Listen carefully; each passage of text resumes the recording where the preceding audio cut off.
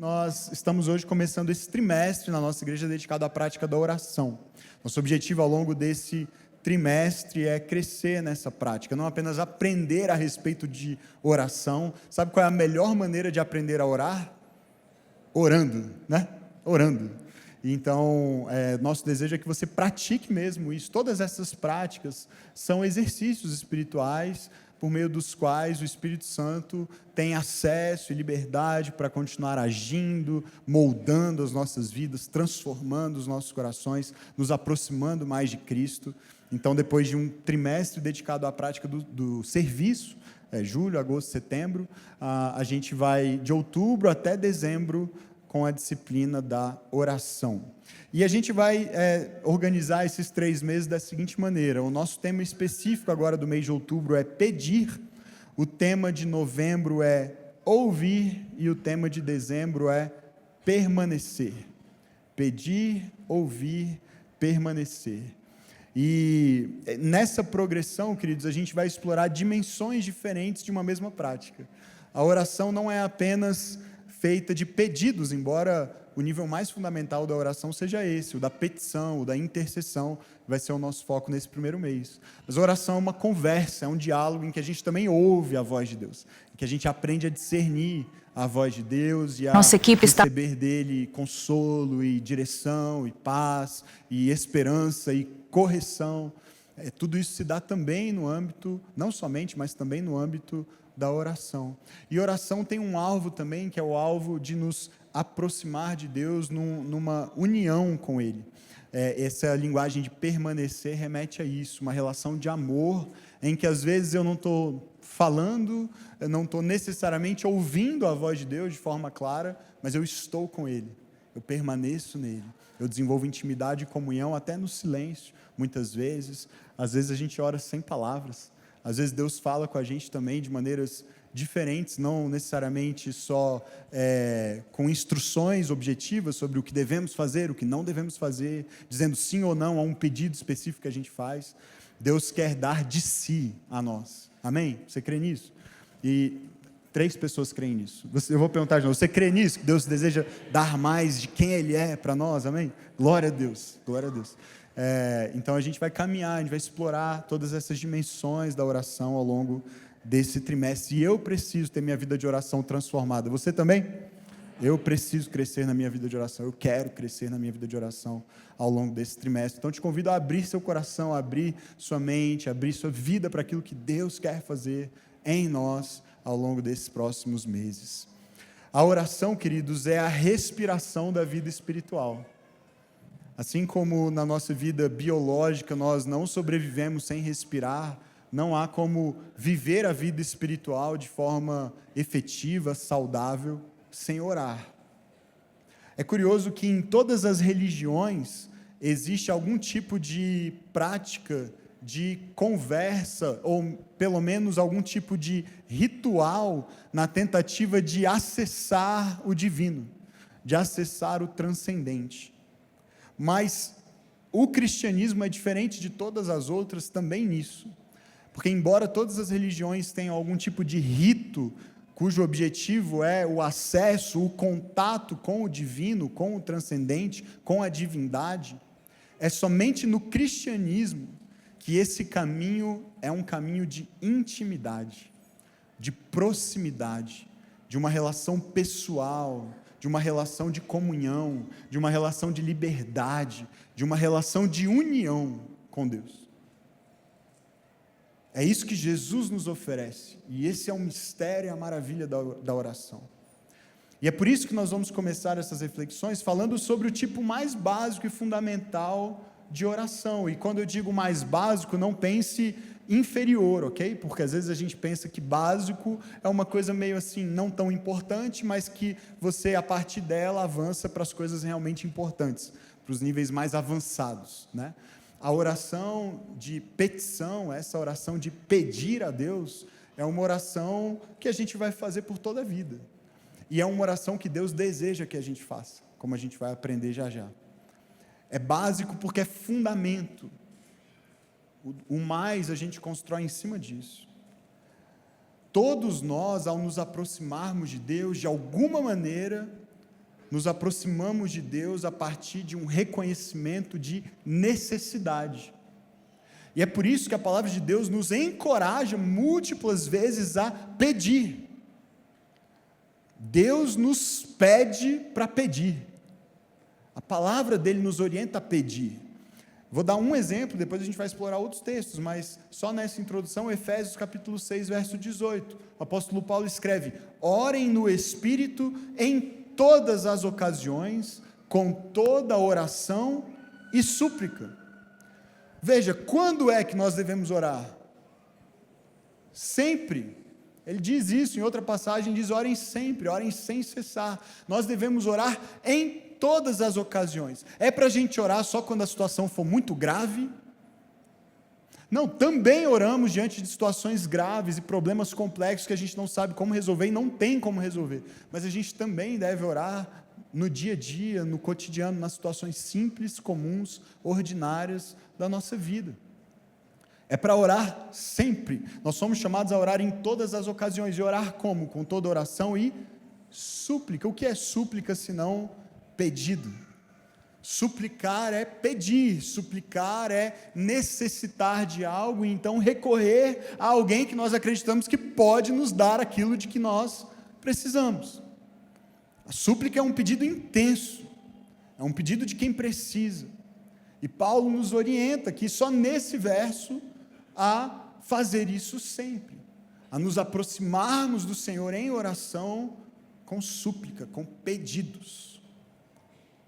O Charles Spurgeon diz: pedir é a regra do reino. O reino de Deus funciona a partir disso. Nós pedimos e Deus dá. Até porque o contrário é mais difícil, né? Ele é a fonte. Ele é a fonte. Ele tem. Ele pode. Ele é. Nós não. Então o reino de Deus funciona a partir desse reconhecimento de cada um nas suas devidas posições, nos seus devidos lugares. Deus é Deus, eu não sou.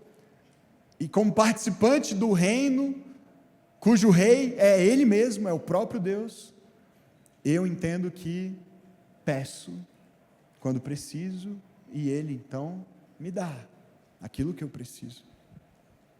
O Tyler Staton, um pastor que escreveu um livro que eu quero recomendar, a gente vai citar bastante esse livro hoje e provavelmente nos próximos 3 meses, é um livro excelente sobre oração, é o livro que vai servir de base dos roteiros das nossas comunidades, dos nossos grupos, vão estudar também sobre oração e praticar a oração a partir dos capítulos desse livro, então recomendo que você leia.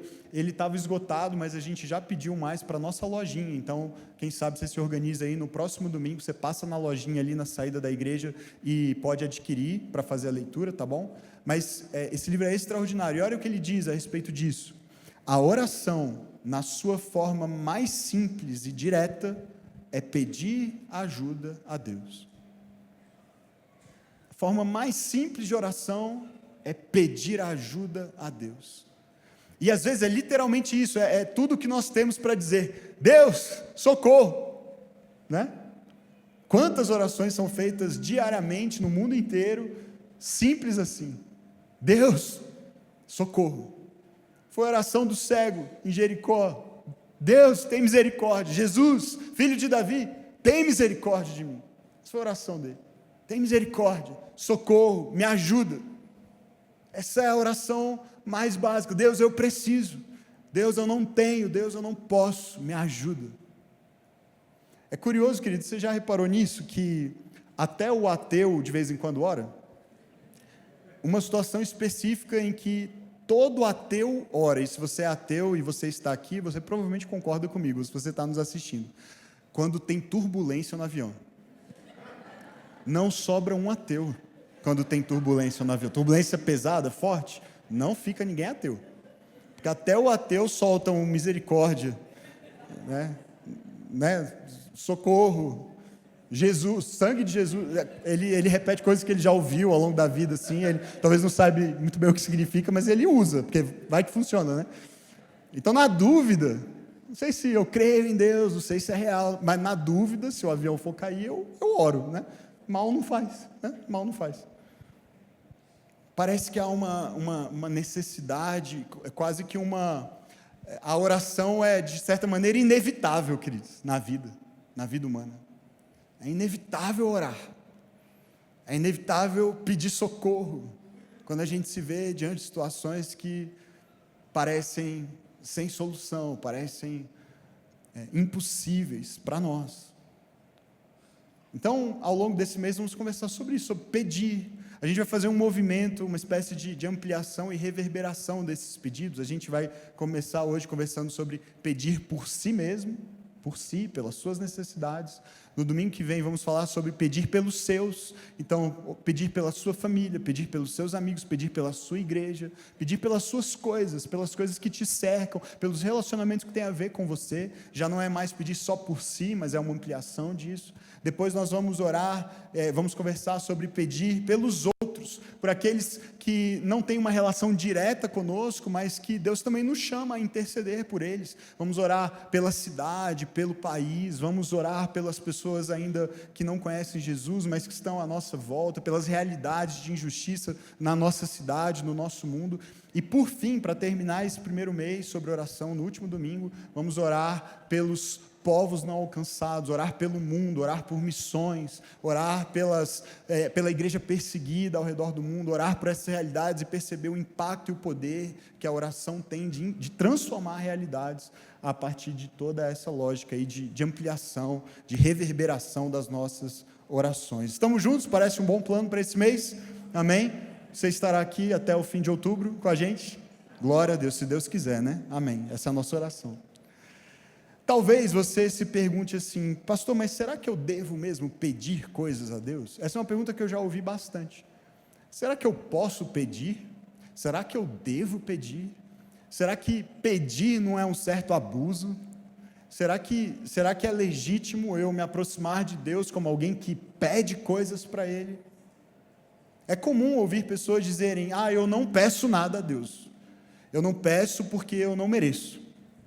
Eu não peço porque na verdade, Ele já me abençoou muito, Ele já me deu muitas coisas, como é que eu ainda vou pedir mais? Né?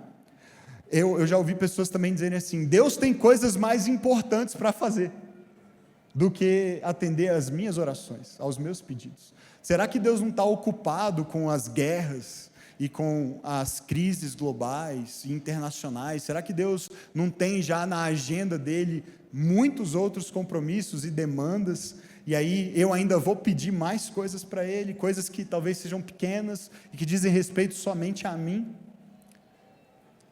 Para alguns talvez essas sejam perguntas que parecem ingênuas, mas para muita gente são dúvidas reais. Muitas pessoas se perguntam, muitas pessoas pensam assim, Deus já me deu muito, Ele já me abençoou muito, então eu não tenho direito de pedir mais nada. E é importante a gente entender, queridos, que pedir não é um sinônimo de ingratidão. Pedir a Deus não é sinônimo de ingratidão.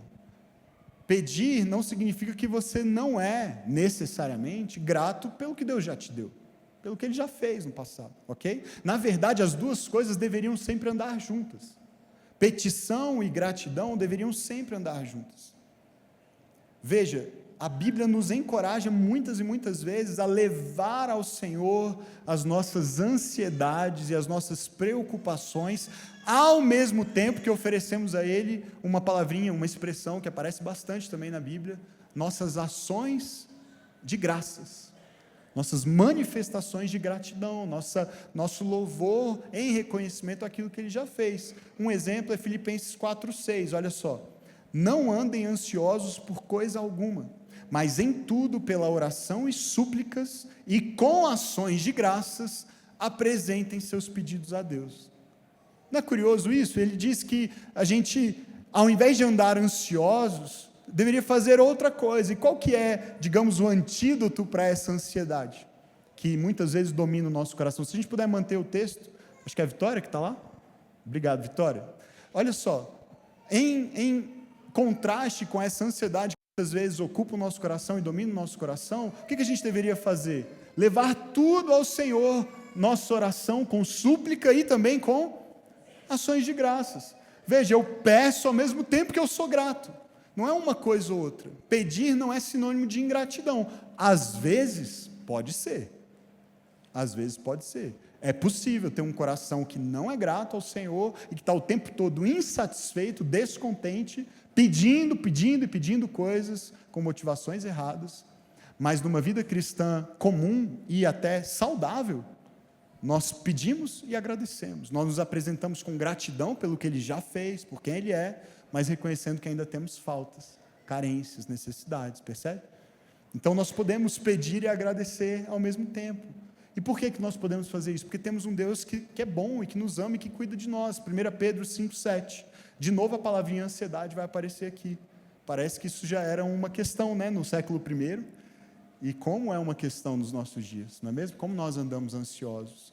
E de novo aqui a oração é um remédio para a ansiedade, queridos. Olha só o que Pedro diz. Lancem sobre ele. Em outras palavras, orem, né? Orem. Lancem sobre ele toda a sua ansiedade, porque Ele cuida de vocês. Que promessa maravilhosa, que revelação maravilhosa é essa para o nosso coração. Ele cuida de nós, e nós podemos lançar sobre Ele tudo aquilo que é causa de ansiedade para nós, podemos orar a respeito de tudo, queridos, porque nós temos um Deus que cuida de nós. Eu me pergunto o quanto da nossa ansiedade não poderia ser tratada e talvez curada, se orássemos mais. Se orássemos mais a respeito daquilo que nos causa ansiedade. Obviamente, queridos, que há situações específicas que requerem ajudas também específicas. Tratamento, terapia, medicação pode ser necessário, em casos específicos. Mas, queridos, via de regra, eu penso que se nós orássemos mais a respeito das coisas que nos causam ansiedade, nós viveríamos numa vida normal, menos ansiosos. E a palavra de Deus está nos encorajando a fazer isso. Às vezes a gente recorre primeiro ao remédio, primeiro à terapia, do que à oração. Quando na verdade a oração deveria ser nosso primeiro recurso e não o último. Quantas vezes a gente ouve alguém dizendo assim, a respeito, por exemplo, de uma situação de saúde muito grave, uma pessoa que está enferma e os médicos de alguma maneira desacreditaram, e aí a gente ouve a pessoa dizer assim, agora só resta orar. Não é? É muito comum, agora só o que resta é orar. E veja bem, essa frase está errada? De forma alguma, desde que você estivesse orando desde o início da doença, porque sempre a oração foi o remédio. Sempre a oração foi o caminho. Isso não exclui o tratamento, vocês estão me entendendo? Não exclui o tratamento, não exclui a atuação médica, não exclui a medicação de forma alguma. Mas por que a gente, muitas vezes, só pensa na oração quando tudo o mais parece não ter funcionado? Então a oração deveria ser nosso primeiro e não o último recurso. Olha que interessante essa expressão que aparece em 1 Timóteo 2:1, de novo o apóstolo Paulo. Antes de tudo, recomendo que se façam súplicas, orações, intercessões e ações de graças por todos. Depois ele vai falar sobre orar pelas autoridades, por uma série de questões, mas ele começa dizendo, a primeira coisa, antes de eu falar sobre qualquer outro assunto, antes de desenvolver qualquer outro argumento, antes de dar outras orientações, primeira coisa que eu quero dizer é, eu recomendo que vocês orem. Veja a prioridade da oração, a primazia, a importância da oração, e da oração de petição, façam súplicas, intercedam, é o que ele está dizendo aqui, agradeçam também. E eu queria me concentrar de forma mais detida num texto em que o próprio Jesus nos orienta a pedir. Queremos ser como Ele, queremos nos parecer com Ele, queremos ser formados à imagem e semelhança dEle.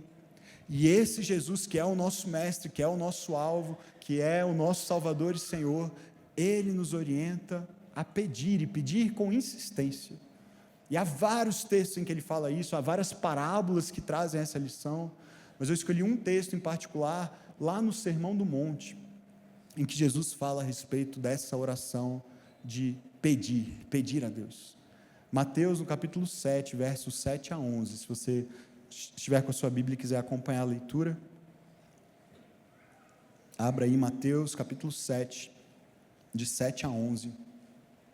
Olha só o que diz o próprio Jesus: peçam e será dado a vocês, busquem e vocês encontrarão, batam e a porta será aberta a vocês, pois todo aquele que pede, recebe, o que busca, encontra, e àquele que bate a porta será aberta. Qual homem do meio de vocês, se o filho pedir pão, lhe dará uma pedra? Ou se pedir peixe, lhe dará uma cobra? Portanto, se vocês, apesar de serem maus, sabem dar coisas boas aos seus filhos, quanto mais o seu Pai que está nos céus dará coisas boas aos que lhe pedirem. Amém? Difícil pensar no encorajamento maior do que esse para que a gente peça a Deus, não é mesmo? Em primeiro lugar, eu quero refletir com vocês sobre a seguinte ideia: nós pedimos porque precisamos. Pedimos porque precisamos. A palavra aqui de Jesus, queridos, deixa claro que nós somos seres que têm falta. Nós temos falta. Nós temos falta. Faltam coisas, aspectos importantes para a nossa vida. Nenhum de nós vive uma vida livre de faltas. Todos nós temos falta de algo, de alguém, de alguma coisa. Não é que nós não possamos ser contentes, não devamos ser contentes e satisfeitos com a vida que temos, ok? Devemos aprender, essa é uma jornada para nós, aprender a viver satisfeitos. Mas todos nós temos falta de algo. Jesus começa aqui no verso 7 dizendo: peçam, busquem, batam. Batam a porta, né? Porque tem criança que pede, busca e quando não recebe, bate, né? Mas não é disso que eu estou falando. Batam a porta. E queridos, por que é que alguém pediria? Por que é que alguém buscaria? Por que é que alguém bateria a porta? Se eu peço é porque eu não tenho. Se eu estou buscando é porque eu ainda não achei, não encontrei. Se eu bato a porta é porque eu não entrei. Se eu estivesse lá de dentro, eu não estaria batendo. Percebe? Jesus está pressupondo aqui que nós temos falta. Que ainda algo falta. E quando algo falta, nós pedimos, nós buscamos, nós batemos. Porque tem falta. E a vida aqui neste mundo, nesta terra, é uma vida incompleta. Incompleta. Nós não temos, e aí talvez você diga: mas o fulano que tem uma fortuna enorme, ele tem tudo. Será que tem mesmo? Porque eu não estou falando só de bens e recursos materiais, obviamente. Talvez falta saúde, talvez falta paz, talvez falta alegria, talvez falta sabedoria. Tiago, inclusive, disse: se você tem falta de sabedoria, perceba a falta. Se você tem falta de sabedoria, peça a Deus, que dá liberalmente a quem precisa. Todos nós temos, em alguma medida, falta. Alguns têm falta do mais básico, outros têm falta de alguma coisa menos básica e essencial para a vida. Mas todos nós temos, em alguma medida, falta. E porque temos falta, pedimos na esperança e expectativa de que se eu pedir, eu vou receber, de que se eu buscar, eu vou encontrar, se eu bater, a porta um dia será aberta. Eugene Peterson, falando sobre essa oração de petição, diz assim: louvor e ação de graça são sempre apropriados, certamente. Veja, não há uma antítese aqui, ok? Já falamos disso, entre gratidão e petição. Ao contrário, são complementares, tá bom? E é isso que ele está dizendo. E é certo, ele continua, que em nossas orações, no final, tudo será louvor. O céu reverberando com nosso amém e nossos aleluias. Será maravilhoso, né? De modo que pôr em prática as escalas de exaltações é sempre uma boa ideia. Mas veja como ele conclui: mas aqui e agora pedimos, principalmente. Jesus nos ensinou a pedir. Pelo simples fato, queridos, de que nós ainda não estamos lá. E praticamos louvor, adoração, gratidão, exaltação, fazemos tudo isso. Deus já nos deu o melhor em Cristo, o próprio Jesus, a salvação. Mas ainda assim, o próprio Jesus nos encoraja a pedir, porque nós ainda temos faltas. Além disso, nós temos fome também. Outra razão pela qual pedimos porque precisamos, é porque nós temos fome. Nós temos fome. Veja que o exemplo que Jesus dá aqui de pedir, é de um filho que pede para o pai o quê? Pão. E aí, no verso, então, ele diz assim, no verso 9, qual homem do meio de vocês, se o filho pedir, pão lhe dará uma pedra? Ou no verso 10, se pedir peixe, lhe dará uma cobra? Veja que talvez a necessidade mais básica, e pense no contexto de Jesus, Israel, um povo dominado, ocupado, um território ocupado pelos romanos, a absoluta maioria das pessoas vivendo numa grande pobreza e miséria, tanto é que quando Jesus multiplica pães e peixes, querem transformá-lo em rei imediatamente. Poxa, vai resolver todos os nossos problemas. O problema mais básico, a falta mais básica, a necessidade mais fundamental sempre foi e era naquele contexto ainda mais, por comida, por alimento. Não dá para viver sem. E então ele usa esses exemplos que tocam muito a realidade daquelas pessoas, e tocam muito a realidade de muitas pessoas ainda nos nossos dias. Nós temos fome. E sabe que há um risco enorme, queridos, na média para nós aqui, no contexto em que nós estamos, pessoas que não passam fome, pessoas que não se preocupam se terão ou não o que comer no almoço logo mais, ok? E se você não sabe o que você vai comer no almoço, nos procure, e a gente quer te alimentar e te ajudar a não passar fome, por favor.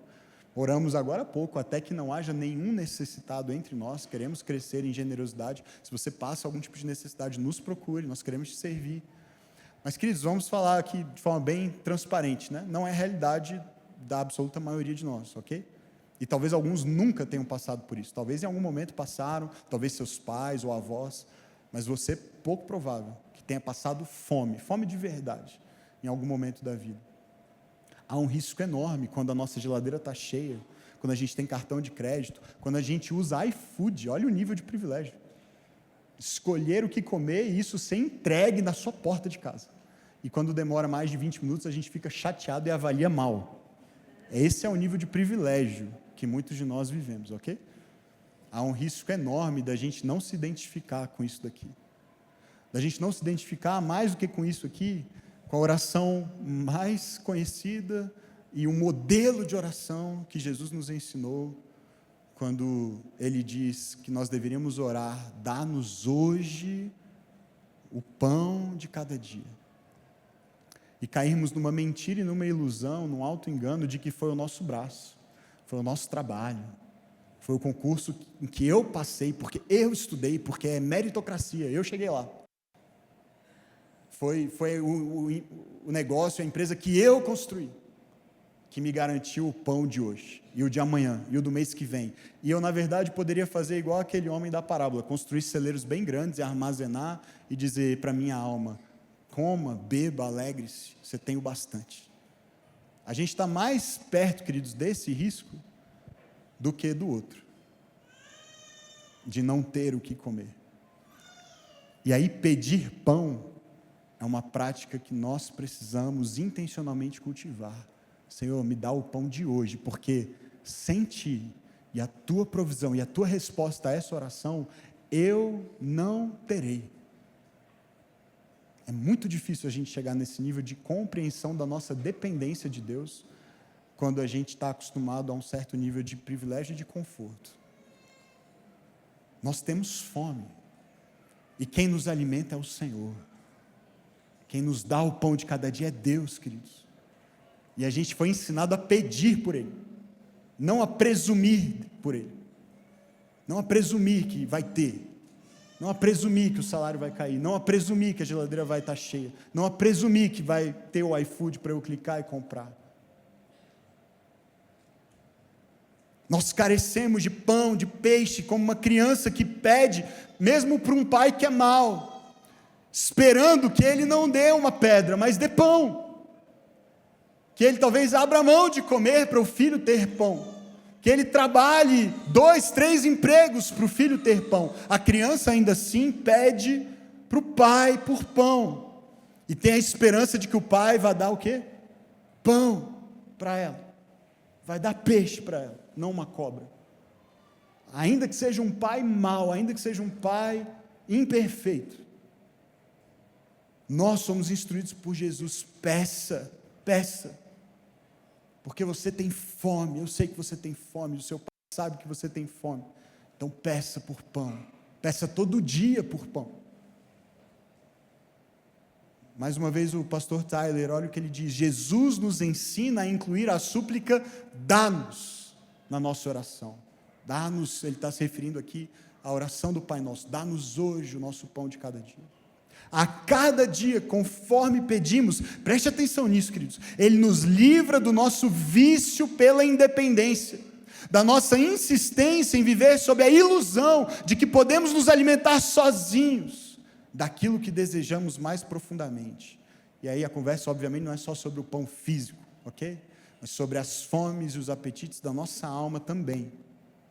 Nossos pedidos não são o choro mimado de uma criança, ou o chapéu com moedas e notas amassadas que um morador de rua balança quando passamos. As orações pelo pão diário são um lembrete diário de que não estamos no comando. A oração substitui o controle pela confiança. Pastor, mas ninguém ora pedindo a Deus como uma criança mimada? É claro que ora, queridos. Você já orou, eu também. Certo? Obviamente que nós já fizemos isso. E Deus é tão bom que de vez em quando Ele até ouviu. Ele já nos deu o que a gente não precisava, sim ou não? Assim como você já deu o que seu filho não precisava, depois de uma birra dele. E a gente é mau. E de vez em quando nosso coração é movido por graça, por compaixão. Você não merece, ainda mais depois dessa birra, mas eu sou muito mole. Eu estou falando de mim, né? E aí de vez em quando eu dou o que meu filho não merece. Mas via de regra, queridos, pedir o que a gente precisa, pedir pão, não é esse choro mimado, é um exercício para a nossa alma, ser liberta dessa ilusão de independência e autonomia, para reconhecer que até o pão que você comeu no café da manhã hoje, veio de Deus, e sem Ele, você não teria, e nem eu. Nós pedimos porque temos falta, pedimos porque temos fome, e pedimos porque temos falhas. Temos falhas, temos pecado. O verso 11 diz: portanto, se vocês, apesar de serem maus, sabem dar coisas boas aos seus filhos, quanto mais o seu Pai que está nos céus dará coisas boas aos que lhe pedirem. Jesus às vezes é bem duro, né? Ele está falando com a audiência, está lá sentado para ouvir, ele está falando: então, vocês são maus, né? Não sei se vocês já perceberam isso, vocês são pessoas más, e de vez em quando vocês dão coisas boas para os seus filhos. Agora imagina o seu Pai celestial. Ele parte dessa premissa, queridos, de que nós somos maus, de que nós somos pecadores, e somos mesmo. Toda a história da Escritura aponta para isso. Nós somos maus, nós somos imperfeitos. Nós pedimos a Deus porque Ele é diferente da gente. Nós pedimos a Deus porque Ele é bom. Nós não somos. Nós pedimos na oração do Pai Nosso, além de pedir por pão, o que mais que a gente pede lá? Na segunda parte da oração, nós pedimos para que Ele nos livre das tentações. Nós frequentemente caímos nelas, porque somos maus. Então a gente precisa orar para que Ele nos livre das tentações. Nós pedimos: livra-nos do mal. Por quê? Porque além de nós sermos maus, está cheio de gente má ao nosso redor também. E tem mal que a gente causa e tem mal que a gente sofre. Não é mesmo? Essa é a vida aqui na terra. A gente sabe disso, a gente experimenta isso na pele todos os dias. com maior ou menor intensidade. Nós somos maus, num mundo mau, de pessoas más. Então a gente pede por misericórdia, a gente pede por livramento, a gente pede por proteção, a gente pede para ser liberto da maldade que há em nós e protegido da maldade que há à nossa volta. A gente pede para não cair nas tentações que frequentemente nos ameaçam. Nós pedimos porque temos falta, nós pedimos porque temos fome, nós pedimos porque temos falhas. Nós pedimos porque precisamos. Mas em segundo lugar, queridos, nós pedimos porque podemos. Essa notícia é maravilhosa. A nossa relação com Deus não é apenas uma relação de dependência, mas é também uma relação de amor. É uma relação familiar. Por que é que nós podemos pedir a Deus? Porque nós somos filhos. Nós somos filhos. Isso significa que nós temos o acesso de um filho. Nós temos a liberdade de um filho. De novo, o verso 11, portanto, se vocês, apesar de serem maus, sabem dar boas coisas aos seus, o quê? Aos seus filhos, quanto mais o seu Pai, que está nos céus, dará coisas boas aos que lhe pedirem. Os meus filhos me pedem coisa o dia inteiro. O dia inteiro. E quando eles não estão pedindo para mim, eles estão pedindo para a Andressa. Na verdade, eles pedem mais para a Andressa. Mas quando eles não estão pedindo para ela, eles estão pedindo para mim. E eu confesso para vocês que, às vezes, cansa. Eu não sou um bom pai, né? Como Deus é. E tem hora que eu me frustro, porque eles pedem, e parece que nada está bom, e você dá o que eles pediram, e agora eles não querem mais aquilo, eles querem outra coisa. E nos meus piores momentos, queridos, eu fico frustrado com a quantidade de pedidos. Mas bem de vez em quando, nos meus momentos de maior inspiração e espiritualidade, quando eu consigo parar para refletir sobre essa relação, isso tem que causar em mim alegria, porque eles estão pedindo para o pai deles. Estranho seria se eles pedissem para outra pessoa, não é mesmo? Poxa, eu preciso disso, eu quero isso, ainda que seja uma coisa muito superficial e boba, mas imagina se eles pensassem assim, papai sempre diz não, ou fica bravo, ou ele nem está aqui, então eu vou procurar outra pessoa para pedir. Eu vou pedir para qualquer estranho, eu vou pedir para quem passar na rua, eu vou pedir para uma pessoa aleatória, eu vou pedir para qualquer um, menos para ele. Que bom que os meus filhos pedem para mim, que bom que eles pedem para mim, e eu quero que eles sempre possam pedir a mim, mesmo que muitas vezes a resposta seja não, e eles fiquem chateados e frustrados. O que eu mais desejo é que sempre que eles quiserem ou precisarem de alguma coisa, eles procurem primeiro a mim, não outra pessoa. Há um valor enorme em ser filho. O dia que eu mais chorei na frente dos meus filhos foi do Rafael, foi bem recentemente. Talvez eu tenha chorado mais no parto, né? Assim, não estou dizendo que literalmente foi o dia que eu mais chorei, ok? Mas foi um dia que eu chorei bastante. Bem recentemente, foi um dia em que ele falou que ele não queria ser meu filho. E foi num momento assim de muita frustração por causa de um não que ele recebeu. E aí eu não consegui fazer nada, eu só chorei. Eu comecei a chorar na frente dele. E aí ele começou a chorar desesperadamente. Papai, você está chorando. O que eu fiz? E eu não conseguia responder de tanto que eu chorava. Eu estava meio engasgado assim. E aí eu demorei um pouco e eu falei, filho, é porque eu acho que o papai nem sabe o que te dizer, assim, a coisa que eu mais amo é ser seu pai. Então, quando você fala isso, o papai fica muito triste. Eu sei que eu te frustrei com o não que eu falei, mas isso que você falou me deixa muito triste, e eu sei que não é verdade. E ele, não é verdade, me desculpa, eu te amo, você é o melhor pai do mundo. Vira assim numa velocidade, né? Me abraçou, e foi um momento maravilhoso de restauração, mas doeu muito na hora, porque a coisa que eu mais quero é que ele e o Thomas possam pedir, porque há um valor enorme em ser filho, um valor enorme, é um privilégio ser filho.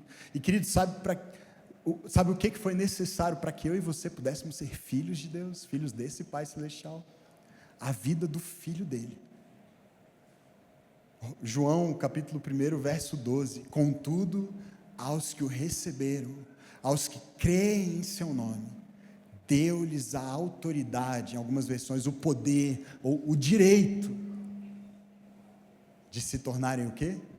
Filhos de Deus. É por meio de Cristo, é por meio de Jesus, é por causa de quem Ele é, do que Ele fez, que eu e você podemos ser filhos de Deus. E porque somos filhos, nós podemos pedir. E não é só porque somos filhos, mas é porque nós somos filhos de um bom Pai. Nós somos filhos de um bom Pai.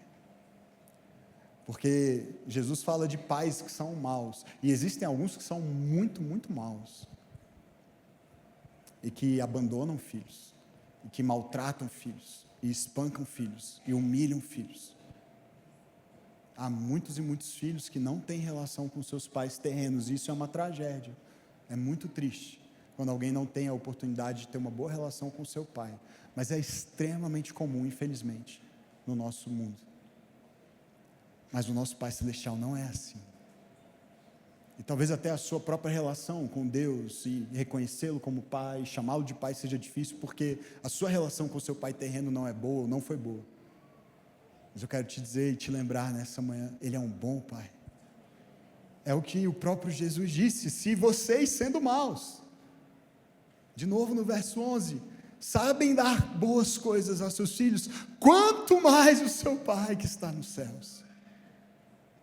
Ele nem precisa afirmar nesse versículo que Ele é bom, o próprio contraste deixa isso claro. Vocês, sendo maus, dão boas coisas, quanto mais o Pai Celestial de vocês dará coisas boas aos seus filhos. O fato de Ele dizer, o seu Pai que está nos céus, já aponta para a bondade de Deus. Ele está num espaço que está separado do nosso por causa do nosso pecado. Ele habita outro lugar, embora esteja aqui também presente conosco. Ele é o nosso Pai que está nos céus. Ele é bom, só Ele é bom. Tudo o que Ele faz é bom, sua vontade é boa. Salmo 119, verso 68 afirma: Tu és bom e o que fazes é bom. Falando a respeito de Deus, Ele é bom e o que Ele faz é bom. O que acontece de mal no mundo, queridos, não é obra de Deus, é algo que Ele vai extirpar um dia, é algo que Ele vai corrigir um dia. Mas Ele é bom, e o que Ele faz é bom, e até o que é mal e acontece conosco, Ele usa para o bem, de tão bom que Ele é. Ele faz cooperar para o bem daqueles que o amam. Em Romanos 12, 2, nós somos chamados a experimentar essa vontade boa de Deus. Não se amoldem ao padrão deste mundo, que é o quê? Que é mal. Mas transformem-se pela renovação da sua mente, para que vocês experimentem a boa, agradável e perfeita vontade de Deus. Amém? Deus tem uma vontade que é boa, boa. E se nós nos submetermos a essa jornada de transformação em Cristo Jesus, essa jornada de formação como discípulo de Jesus, cada vez mais o que a gente vai experimentar, mesmo que as circunstâncias sejam más, mesmo que a vida seja difícil, o que a gente vai experimentar é a vontade de Deus, e a vontade de Deus é boa, ela é boa. Um bom pai deseja o bem dos seus filhos, deseja a transformação, o amadurecimento, o crescimento, para que esses filhos sejam cada vez mais como Ele é, sejam bons.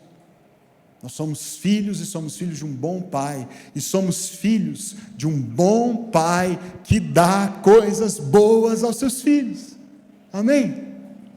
É o que o texto diz, é o que Jesus diz. Portanto, se vocês, apesar de serem maus, sabem dar boas coisas aos seus filhos, quanto mais o seu Pai, que está nos céus, dará coisas boas aos que lhe pedirem. Preste muita atenção nesse final, queridos. Dará coisas boas a quem? A todos os seus filhos? Sim, Ele dá coisas boas a todos os seus filhos. Mas parece que há algumas coisas boas reservadas para quem? Pedir. Para quem pedir. Porque senão Ele não diria para a gente pedir. Ele diria só para a gente esperar. Mas a ênfase é em pedir. Peçam e será dado. Busquem e vocês vão encontrar. Batam e a porta será aberta. Será que a gente confia, queridos, na bondade desse Pai a ponto de pedir coisas boas para Ele? Será que a gente realmente crê que esse Pai é bom e tem prazer em dar boas coisas aos seus filhos? Pete Craig, que é o fundador do movimento de oração chamado 24/7, escreveu alguns livros também sobre oração. Olha só o que ele diz: a descoberta mais importante que você fará é o amor que o Pai tem por você. O seu poder na oração fluirá da certeza de que aquele que o criou gosta de você. Talvez isso seja tudo que você precisa ouvir nessa manhã, ok? Porque você até crê que Deus te criou, você crê que Ele te salvou, você só não crê que Ele gosta de você. Então a imagem que você tem de Deus é um Deus que é contrário a você, desfavorável a você, que não tem prazer na sua vida, seja por coisas que você fez, deixou de fazer, está fazendo. Mas Deus te ama e Ele gosta de você. Ele gosta de você, gosta da sua companhia, gosta de te ver feliz, gosta de te ver bem, perto dEle. Ele não está olhando para você de cara feia, está do seu lado. A menos que a nossa missão e os nossos atos de misericórdia, a nossa intercessão, petição, confissão e guerra espiritual comecem e terminem no conhecimento do amor do Pai, agiremos e oraremos por desespero, determinação e dever, em vez de revelação, expectativa e alegria. Se a gente não tiver uma experiência real, queridos, com o amor do Pai por nós, a gente pode até orar, mas vai ser pesado, uma obrigação, um dever, só uma responsabilidade, até para garantir que esse Pai não fique de mau humor com a gente, quando na verdade Ele já inclinou o seu rosto para nós, por causa de Jesus. Ele tem prazer em nós, Ele nos ama, Ele gosta de você e de mim. E eu sei, tem alguns de nós que têm dificuldade de acreditar nisso, eu também tenho, muitas vezes. De mim, Senhor, tão falho, tão pecador, tão não merecedor, será que o Senhor realmente tem prazer em mim? Será que o Senhor realmente é favorável a mim? Mas é o que Ele disse, é o que Ele prometeu, é quem Ele é. Para terminar, queridos, nós pedimos porque recebemos. Nós pedimos porque precisamos, pedimos porque podemos, e pedimos porque recebemos. Presta atenção no que eu vou dizer agora, para você não me entender mal, tá bom? Volta lá comigo no verso 8. Pois todo aquele que pede, recebe. O que busca, encontra. E aquele que bate, a porta será aberta. Agora me responda o seguinte: tem alguém que pede e não recebe? Tem alguém que busca e não encontra? Tem alguém que bate e a porta não é aberta? O que o texto diz? Não. Aí preste muita atenção agora, ok? Jesus não disse que todo aquele que pede, recebe o que pediu. Ok? Essa é uma diferença fundamental. Ele não diz, todo aquele que busca, encontra o que queria encontrar. Todo aquele que bate a porta, aquela porta é aberta. Porque aí entra um risco enorme na nossa vida de oração. É a gente começar, não só a pedir, mas a determinar o que Deus tem que fazer. Decretar, declarar, determinar, e aí, porque eu falei, porque eu pedi, porque eu bati, porque eu busquei, Deus tem que fazer, Deus tem que me dar. E não é isso que Jesus está prometendo. Mas ao mesmo tempo Ele está prometendo algo maravilhoso e melhor.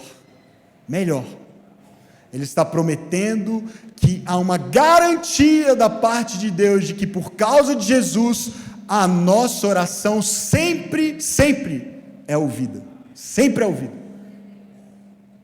Não há nenhuma oração que você tenha feito em nome de Jesus que Deus não tenha escutado, nenhuma.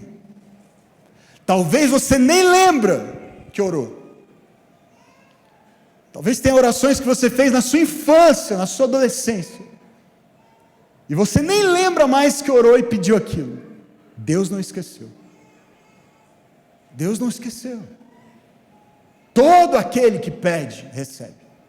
Todo aquele que busca, encontra. Isso não é maravilhoso, queridos?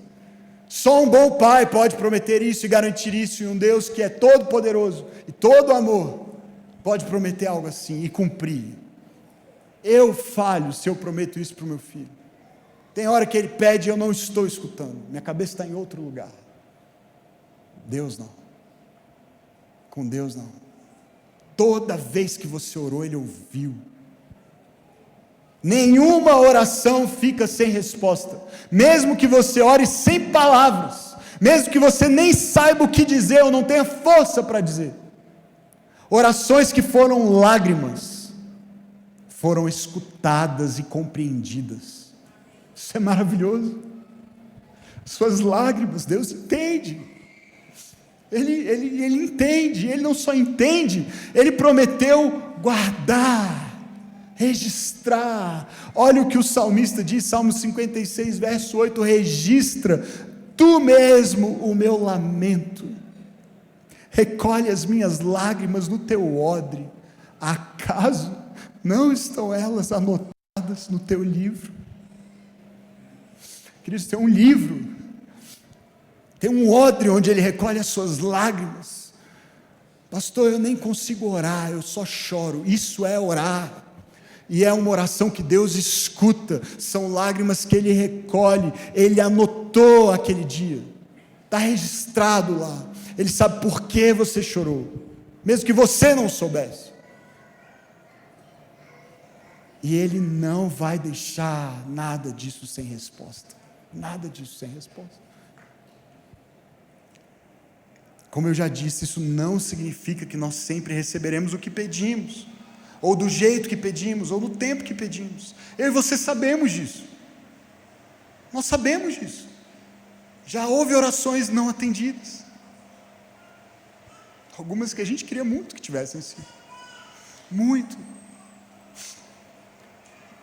E não foram atendidas do jeito que a gente queria, ou no tempo, ou da maneira que a gente queria. Mas isso não significa que elas não foram ouvidas e que elas não serão de alguma maneira respondidas. Às vezes a gente não recebe porque não pede. Às vezes a gente não recebe porque pede mal para esbanjar nos nossos prazeres. É o que Tiago fala no capítulo 4. Mas sabe que há um risco enorme, queridos, de pensar assim: não tenho certeza sobre as minhas motivações, então eu não vou orar, não vou pedir, porque vai que eu estou pedindo mal, então eu não peço. Vai que eu estou pedindo e eu não estou com clareza ainda se eu deveria ou não pedir por isso. Queridos, deixa Deus ser o juiz da sua oração, em nome de Jesus. Deixa Deus julgar a sua oração, deixa Ele decidir se Ele dá ou não, mas peça. Olha o que o C.S. Lewis disse, é interessante, muito interessante, olha só: devemos colocar diante dele o que está em nós, não o que deveria estar em nós. Parece óbvio, mas faz muito sentido. Querido, se a gente for esperar ter o coração que a gente deveria ter para a gente começar a orar, sabe que dia a gente vai orar? Quando não for mais necessário.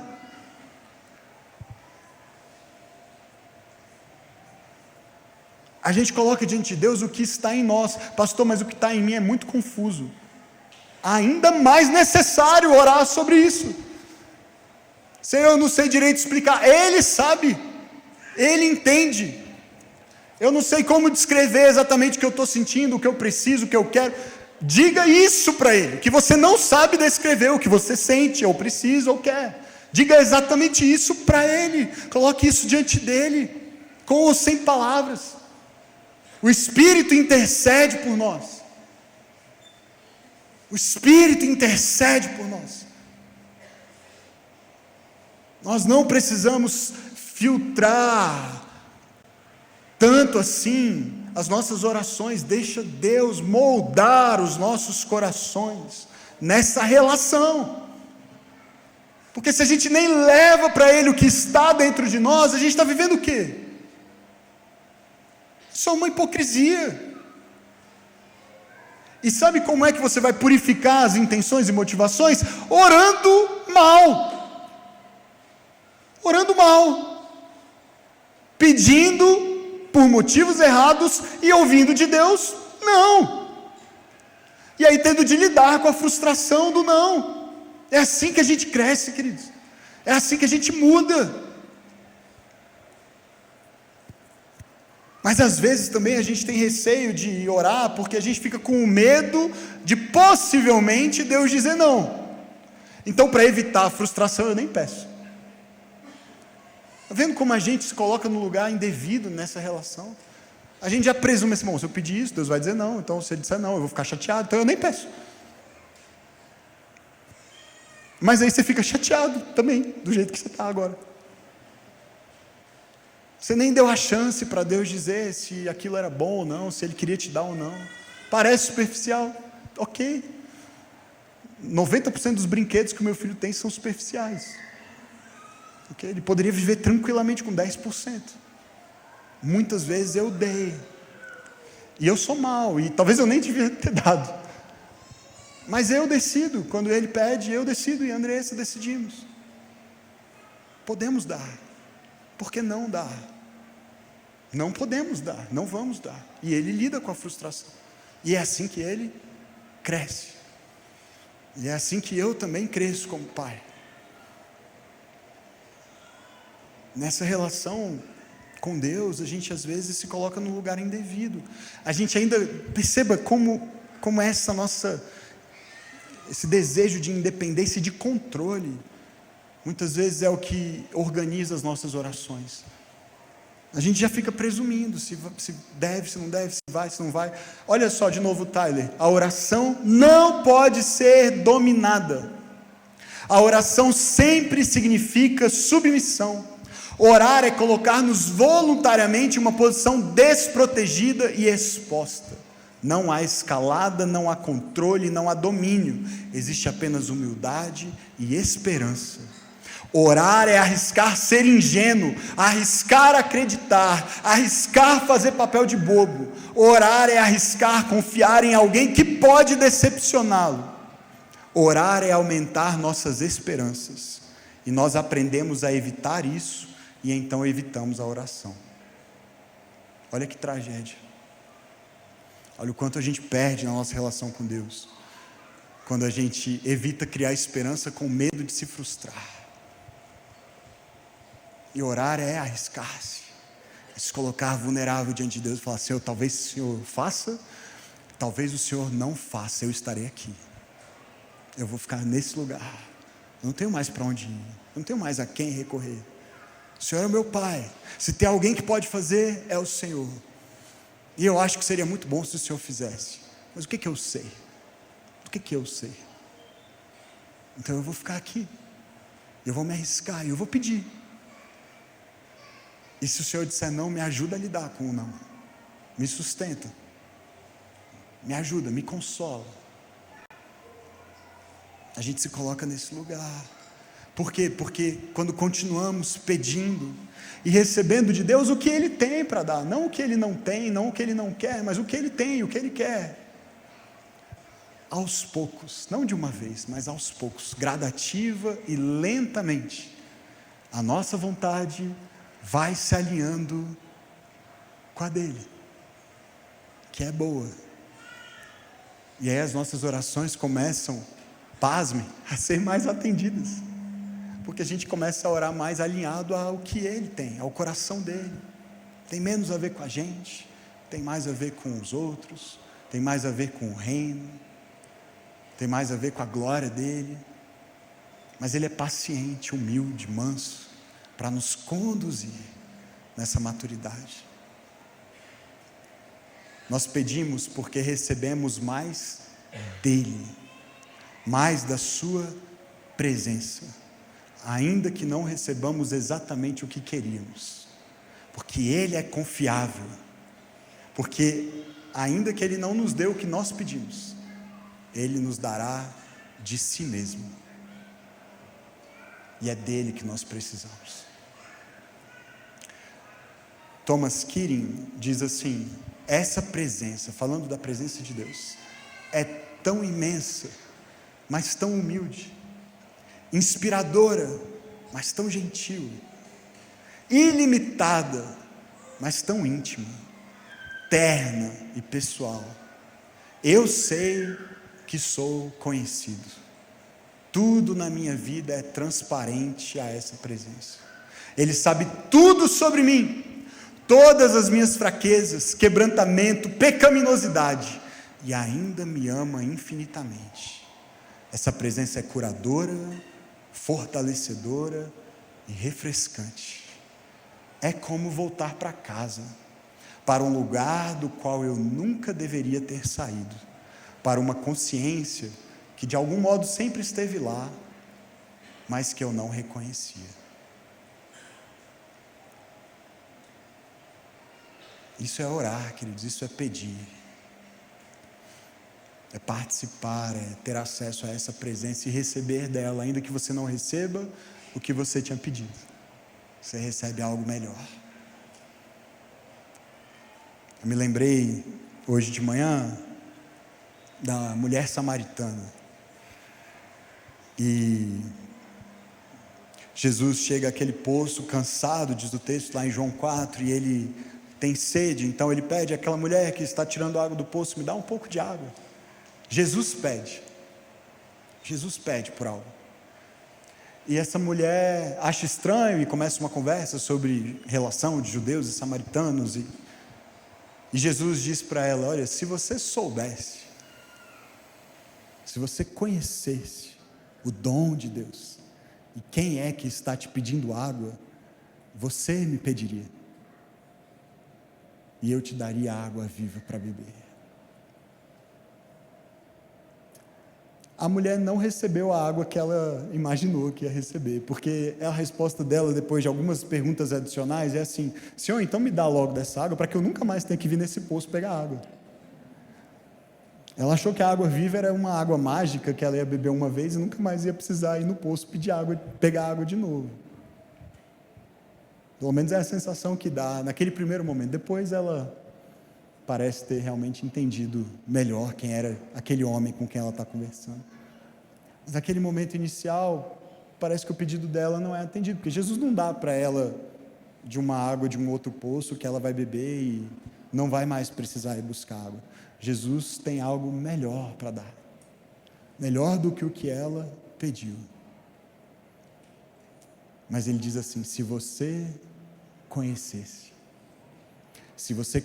você pediria. Eu suspeito, queridos, que se nós o conhecêssemos, nós pediríamos. Se nós o conhecêssemos mais e melhor, nós pediríamos mais, pediríamos melhor. Que tal praticarmos isso juntos? Vamos orar? Feche seus olhos.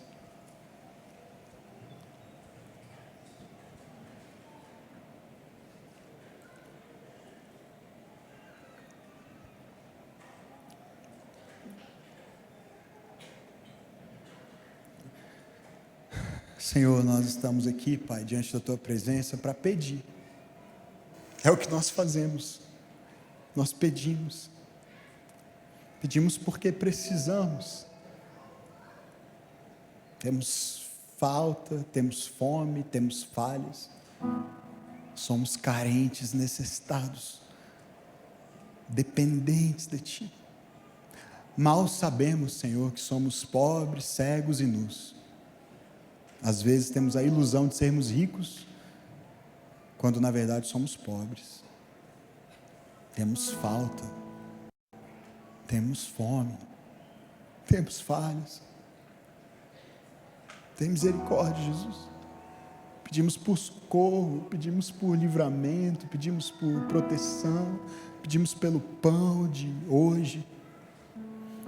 Que bom saber, Senhor, que não pedimos só porque precisamos, mas também pedimos porque podemos. Somos filhos de um bom Pai, que tem prazer em dar boas coisas aos filhos que pedem.